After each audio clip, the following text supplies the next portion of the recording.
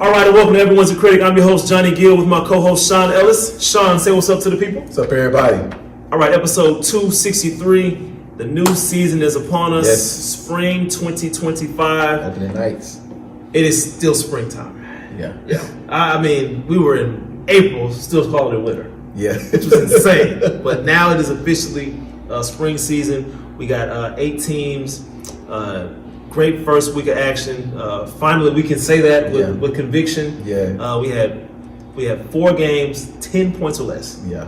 Close games. All close games. So excited about that. That means we likely either the schedule will feel how we wanted it to fall, or we might actually have a super, super competitive season. But either way, happy first night. I know Sean's happy. Yes. No blowouts. No ridiculous predictions from me. So we'll recap real quickly our games. The first game we had, Who's Your Daddy? Got the win over Lightwork, 81-71. Crunch All-Stars got the win over Chances, 73-72. Top Dogs, new franchise, got the win over Mo and Friends, 78-75. And the Bullets, not Chosen Bullets, got the win over Hip Hop and Roll, our defending champs, 79-74 in a semifinal rematch. History made today. History was made. First time ever that our finalists from the previous season both took a L tonight. In opening night. Opening nights. Never happened before.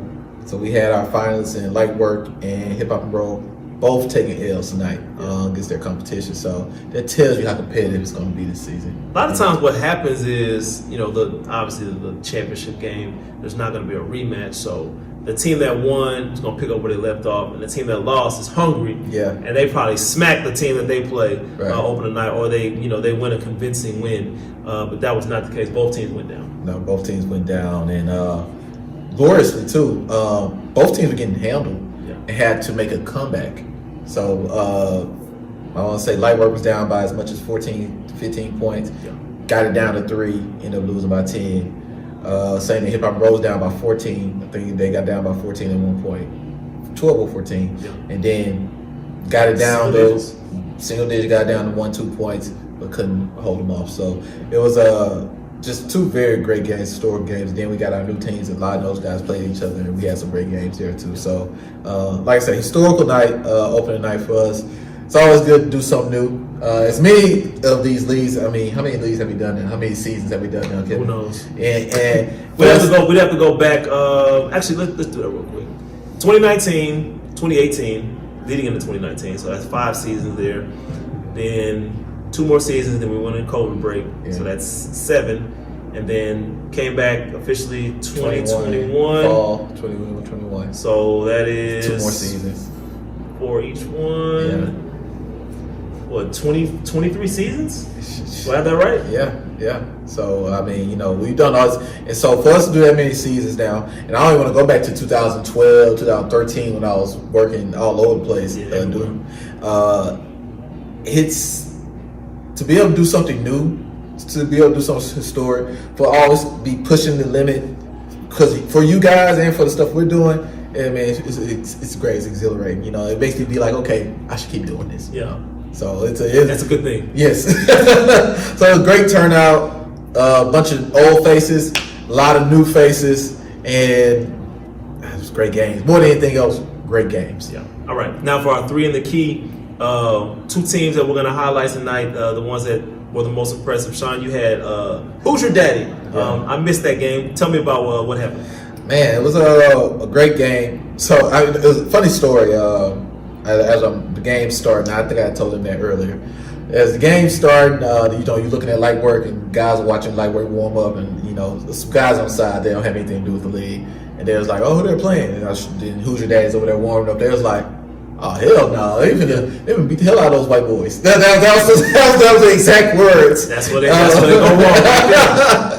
And then we go out there. Seen that story before. Yeah. And then they go out there, and they started off even, but you could tell like the dominant male lion showed up, and we saw who were the better of the 2 teams early on.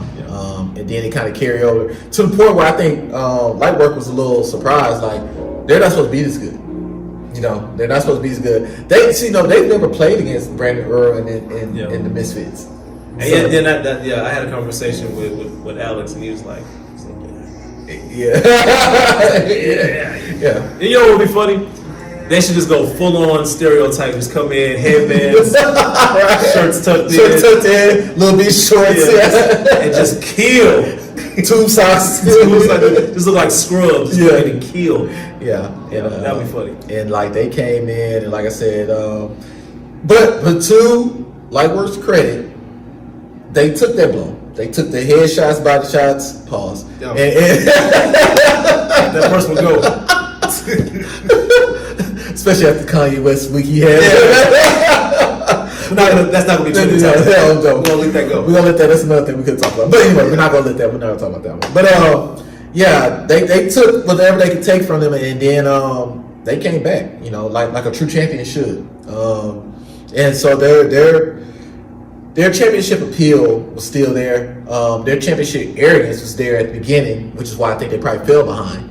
But then once they realized, like, oh, they can play and they're really good, they showed up. And New Dimension, he hadn't played a lot, but I think having that 6'11", 7-footer and Zach Haney there, that's huge for them. You know what I'm saying? He's been in and out. We've seen him a few times. We've seen him a few times. Yeah. And just having that big guy in there to go along with those shooters, and just another element. It's going to be hard for anybody in the league to be able to handle. So shout out to them. It was a great game. A lot of athleticism. There was a nice pace, but there was defense. Yeah, it was pace, but there was defense. And hence the score. And when hence the score. And when guys had to sit down and play defense, especially in crucial times of the game, they did. So I was really kind of appreciative of that. And like Lightwork would say is, we didn't have all our guys yet. You know what I'm saying? All our guys weren't here for this game. But guess what? All their guys weren't here yet. So it's going to be very interesting. I would say this too about guys who use that as an excuse. It's opening night. You guys had weeks off. Yeah. I need you to be here opening night. Right. Especially if you're coming off of losing. You know what I'm saying? Like, even if you had a season where, you had a great season and, you came up a little short in the playoffs or the finals, whatever, it's opening night. Right. It seems like that happens often. Guys don't show up the first night for whatever reason, and then when we lose, we didn't have everybody. Yeah. Okay, your fault. It's gonna hurt you on the foot. The good thing about this week is the guys that you played today, you'll probably end up playing again. It's gonna be the only team you play twice. Yeah, that's it. So you're gonna get lucky to get another matchup against them. But yeah, not showing up during the season against good teams hurts, man, because you can't get that game back. So now they have a tiebreaker over you if something happens. You know what I'm saying? You gotta, whatever they did, you gotta one-up it. Yeah. Literally one-up it. So it's just like, you can't, it's just not wise to miss games. And that's included in, because a lot of guys feel like they got snubbed off the all Cypress teams. And, not to run off too much. Take it up with the voters. Yeah, take it up with the voters. And look, it's like the NBA. Like NBA has that 65 game quota. Same thing here, man. Like, if you only play 4 games or play 3 games, even if they're extremely great games. Yeah, and when this does not include the playoffs, by the way. It's not including the playoffs. The all teams, the all NBA teams, all Cypress teams, all that stuff is based off the regular season. Regular season. So so you play 3 games, 4 games. It's probably, even if you were averaging 35 in those 3 games, 4 games, it's kind of hard to put you on an all Cypress team. You can make a defensive team, right? But not an all Cypress team. No. It's hard to put you over a guy that played 8 games, 8 quality games. We have enough body of work. We have enough data. Right. We have enough film. Right. To base it. So yeah, it's like I said, it's just like the NBA with the 65 game quota now. We don't have an actual game quota, but we do take into account like a guy who played 7 or 8 games compared to a guy who played 3 or 4. What's the dude that played for the Seahawks? That crazy season. He was cold too. Flip Murray. Flip Murray. Flip Murray was Sonics. He was averaging 30. Yeah, I said Seahawks. Sonics. He averaging 30 in 19 games. Yeah, right. And then he got hurt. Yeah, right. I mean, he was having a Jordan type season. Yeah. So we can't go off with that. So. Right. Absolutely. But now, what's the game you had? Okay, so for my 3 in the key, I had the Bullets. Bullets were shorthanded. Go figure. We were just talking about that. There have been some guys, and they still were able to come up and take down the champs who added a piece, a big piece, literally a big piece. Yes. So to me, was it surprising? Yes, considering that they didn't have everybody. But let me just give a shout out to DeAndre. Yeah. That dude right there is a warrior. Yeah, he is, man. Because he got hurt in a crucial point in the game, saw the lead slip away. His team was against the ropes. Yeah. And he checked back in. Not only did he check back in, got another great stop at the end of the game. Got a big, huge rebound. Then get the game winner. Yeah. This dude is unbelievable. Like in those big moments, like you can count on him. And he's just carrying on the legend here at Cypress. So shout out to him. Shout out to the Bullets for taking care of business. So they are my 3 of the key. DeAndre actually rewarded too. He actually made first team. Of course, he deserved it last season. So shout out to him too. Yeah, he deserved it. All right. So now for our in their bag segment, the guys that stood out the most. Shuan, you had a team from Top Dogs. Who'd you have? Yeah, Top Dogs, man. Again, new franchise. New franchise with some familiar faces, and they look like top dogs tonight. Drake Green, man, unbelievable shoot. Whole team. Well, between him, Rashawn, Johnny had a couple as well. Drake's look just pure tonight, man. Like he squares those shoulders up to the rim, and when he squares those shoulders up to the rim, just splish splash. Like it was just it.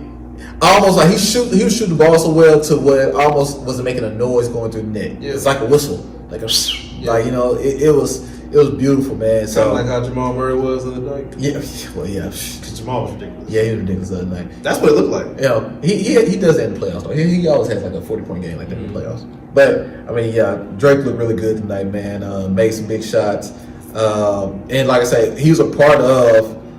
He looked so confident that I think it rubbed off on the rest of the team because they were down.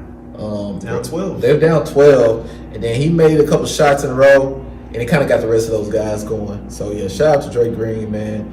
It was definitely in his bag tonight. And like you look at him as a shooter, but no, he breaks you down dribble too though. You know what I'm saying? But he likes to shoot, and he does it quite well. So shout out to him for an excellent game.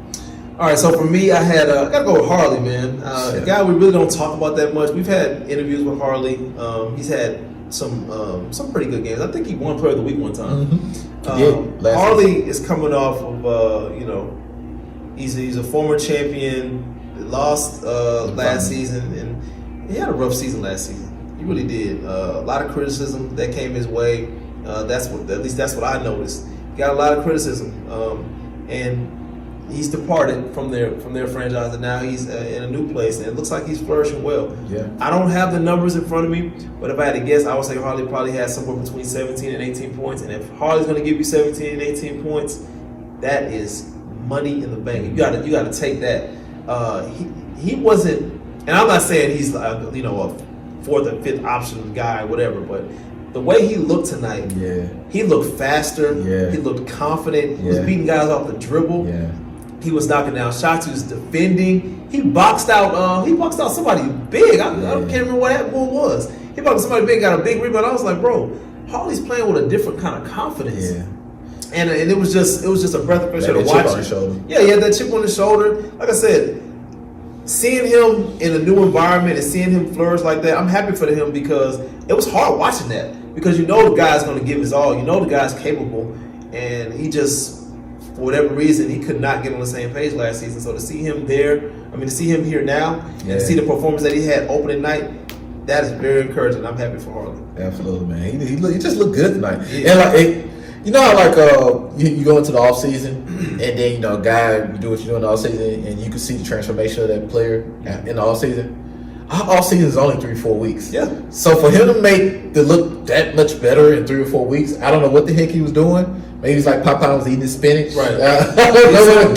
But he looked really good tonight, man. So if he keeps this up for the rest of the season with the guns they already have on that team, they're gonna be tough, man. Yeah. They'll be real tough. All right. So, sorry, not sorry. I know what you guys are thinking. Here he go. He's about to kill somebody. No, actually, tonight we have no one on the not sorry list. I'm sorry, on the sorry list. We only have not sorry tonight because, like we said, every game was close. Yeah, there were no stinkers tonight. No teams that disappointed us. Every game was competitive. So, if you guys are going to be like this all season, we won't have to worry about being on the sorry list. You don't have to hear from me. You don't only hear from Shuan. So, Shuan, who was not sorry tonight? Man, you know what? Honestly, man, everybody was not sorry in their own way. But I mean, who'd you pick? We said top dogs. Top dogs? We did say top dogs. And you know why I'm gonna pick top dogs more than anything else? One is their debut, and it's their debut, and there's a bunch of guys who don't really have real chemistry. Yeah. So for them to perform at that level against a team that has been together and has chemistry, and granted it was a close game, but for them to kind of play that well, now they're talented. We know that. There's no denying that. They're talented. But again, you don't have chemistry, you don't really play a team with each other. You're kind of starting to feel each other out. If they look that good without playing with each other, without the chemistry, 4 or 5 weeks in, they could be a problem. They could. You know, and like I said, we have our defending champs in hip hop and roll. Like, I can see them giving hip hop and roll some problems. You know, there's some matchup problems here and there. You gotta pick your poison. Yeah, so they got some guys who individually can take over games. Even like they got Jew. I think Jew came off the bench today, didn't he? Yeah. He came off the bench today. He's a guy who had 20-plus point games in our league. Average 20. And today, what I'm saying, he was moving the ball a little bit. He was getting shot off early, but he realized he had some guys on his team that can go. So I think once he realized that, he was like, okay, let me start. I don't need to handle this much. I need to start back cutting. You know what I'm saying? I need to start doing some other things to try to help the team a little bit than just me get mine. Once he realized, like, oh, he can get his. Oh, he can get his. Oh, he can get his. Once he realized, I think, and not just him, I think everybody did. Once everybody looked around, it was like, oh, okay. It seemed like everybody they were passing the ball to was making something happen. I was like, man. And like tough. Even Jeff, I was on the sideline saying like, hey, Jeff might just need to be an offensive rebounder this season because he got so many guys around him that could like put the ball on the floor and score. And I think he's comfortable with that. I think he'll be fine being a cleanup guy. Jeff's done that before. He's been a guy where sit in the chair, lock down defender, alter shots, and get the offensive rebounds, making the little plays, tip ins here, tip ins there. Yeah, nice block down the stretch too. I think they were shooting some threes, and he ran out on a heck of a closeout. Guys, hand on it. So Jeff's one of the best at timing guys' shots. Like he's one of the best at doing that for sure. Yeah. So now that's another thing too. At the end of the game, I don't think that was key. They was able to sit down a little bit and defend, which I was like, teams that don't have chemistry. Teams that have a bunch of scores. Right. You don't see guys trying to defend like that. But at the end of the game, when the game was tight, they kind of sat down and actually. They only gave up 29 points in the first half. Right. So impressive. they're gonna be a problem. Possibly. I don't give them too much credit, but they could possibly be a problem. So we'll see. Okay. Now for our final topic of the night, we have our trending topic. We got 3. We're gonna make this quick. Promise y'all we're gonna make this quick. There was a lot going on. Yeah. In these last 3.5 weeks. A lot going on. We're going to start with Shedeur Sanders. Shedeur Sanders was according to Mel Kiper and the draft board, projected to be a first-round pick. Absolutely, top 20. Top 10, top 20, somewhere around there. He did not. Some people had that top 3. Yeah, some had him as 3. He was a 5th-round pick, 144th pick. He was drafted by the Cleveland Browns, who also drafted Dylan Gamble ahead of him. I was misinformed, apparently, because the more I'm getting information about the draft process and everything that went on, I think we might have overshot his stock and what he was actually capable of. He has a lot of flaws in the game, and I knew that coming in, that he had a lot of flaws, but, I mean, the hype was saying that he was going to be a first-round pick. Yeah. So that's what I went with, but apparently there was no team that had him going in the first round, first 3 rounds, first 4 rounds. And once you're projected as a backup, they can get you whenever they want. Yeah. There's a lot of examples of guys that got picked in the later rounds. You got Matt Barkley, you got Tom Brady. Tom Brady was never projected to be first round. He's a 7th-round pick. Yeah. So is this the end of Shedeur Sanders? No, of course not. It doesn't matter when you get drafted. It matters what you do when you have your opportunity. So was I shocked a little bit? Yes, but I didn't do my due diligence, do my research to find out what was actually going on with the draft process selection. Without me getting into the elephant in the room of NFL owners you know what I'm saying, coming together and almost boycotting Shedeur Sanders' Yeah. dad.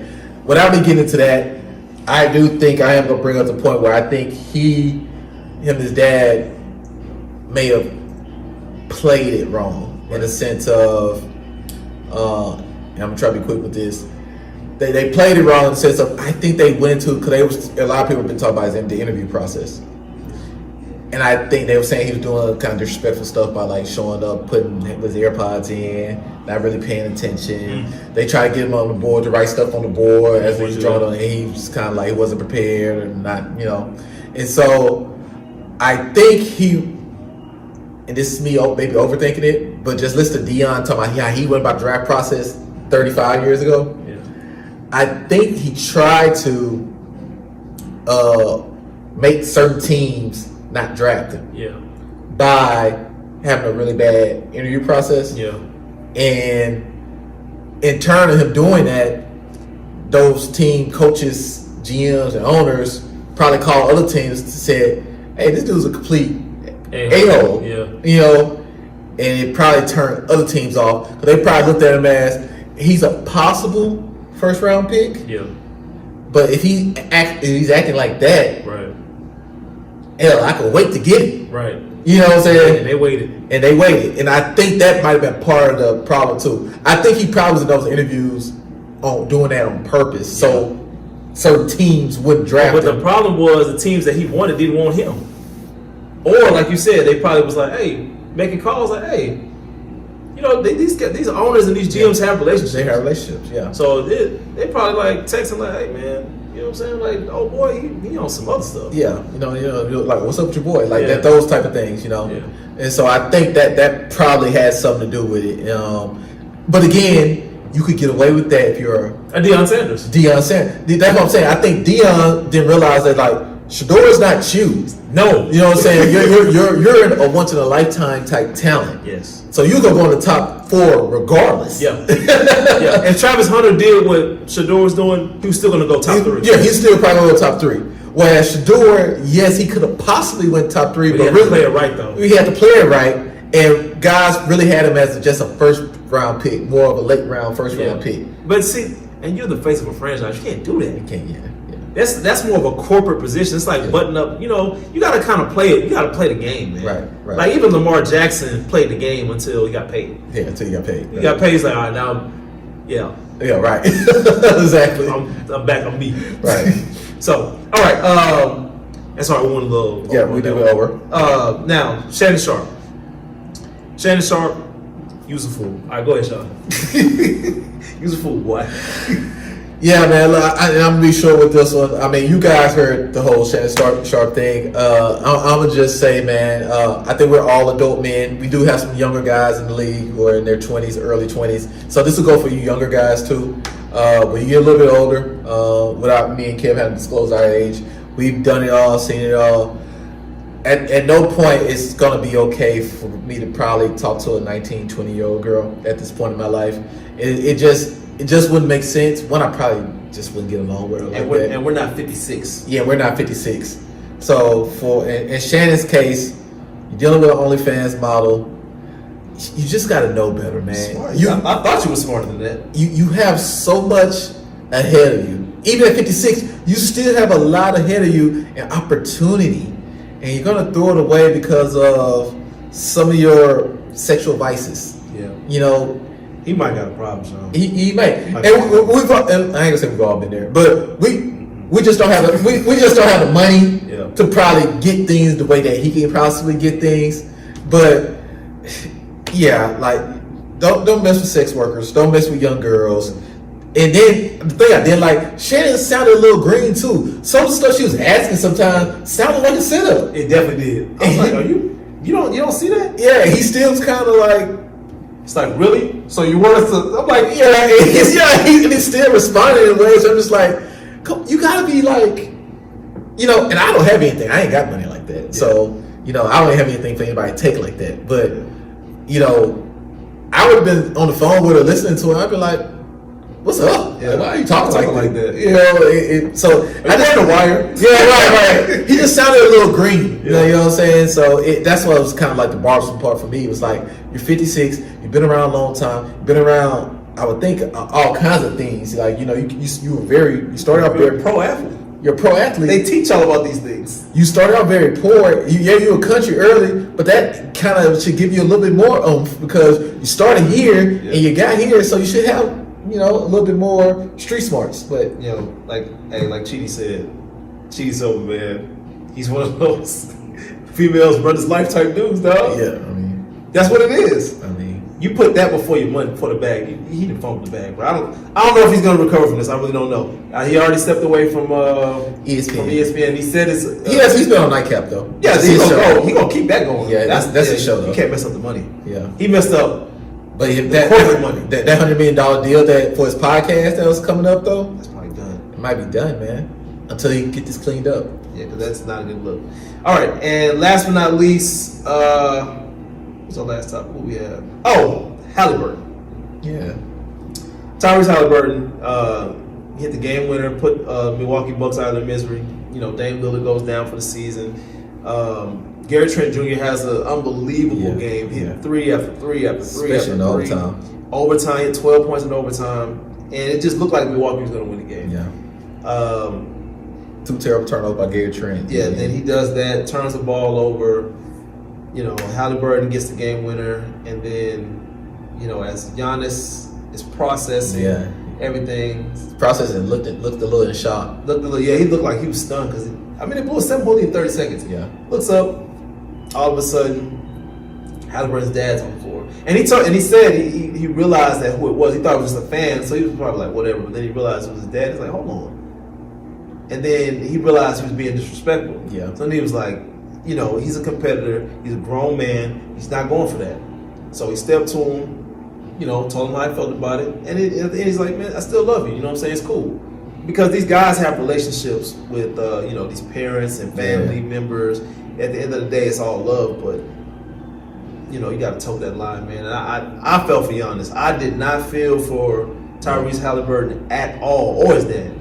Yeah. I don't know what he was on. Yeah. And then after that, Giannis was a total crash out. Yeah. He want to fight everybody. Started running up on Mathurin. They separated him. He's running with everybody. Yeah. Well, So that could have went bad. the reason why it's disappointing because it kind of took away from Tyrese Halliburton's moment. Yeah, like it was a big moment. You just hit a game winner to put a really good team out of the playoffs At home. and we're talking about how your dad ran on the floor and Just stole the whole moment. Yeah, you just stole your whole moment, and it's just like, I really hate it when the elders do stuff like this because we're supposed to follow you, The son should be the voice of reason. Yeah, and his son's the voice of reason in that situation. And like you as a dad, you always teach, people, especially people under you, always be respectful, right? Right. How you look doing like that? Yeah. So I get too much into it, man. I just think that it definitely could have been handled better. Tyrese Halliburton handled it great. He did. But hopefully his dad, he's probably gonna get some kind of suspension, I believe. Oh yeah. And like I say, these entitled crash outs of these rich families have been just like you say, just crashing out because between him and the son who sent Shadur the call, like we're not gonna even get to that. Like it was a hell of a weekend. Like what's been going on? Like people are losing their mind. Like Do you think Shadur knew it was fake, or because he said he knew it was fake? I don't know, man. Regardless of it wasn't too fake because they got fined $350,000 today. So and that's an assistant coach. Like a defensive coordinator don't make money like that to pay that kind of bill. So hey, my son, they're probably gonna ante up. Ain't no way he gonna pay all that. That's like big chunk of his salary. Yeah, that's a big chunk. Now I think the organization got paid pay $250. Yeah, and he's gonna get the $100,000 of it. But still though, because you're being an idiot, my company is getting fined and I'm getting fined. I'd be like, nah, son, you gotta pay me that $100,000 back. You gotta make that back. So you about to beat his ass. Yeah. One of the two. But yeah, treat you like you a kid. Yeah, but yeah. Now I get into too much of anything else. But yeah. Okay, episode 263 in the books. wrap up week 1. Great week. Sean is happy. No blowouts. Yes. The integrity of the league is still intact. Yes. So hopefully week 2 we have similar games. We'll give you guys our predictions on Instagram. Follow us, like, share, subscribe. Live from Cypress, I'm Johnny Gill. Sean Ellis. We out of here.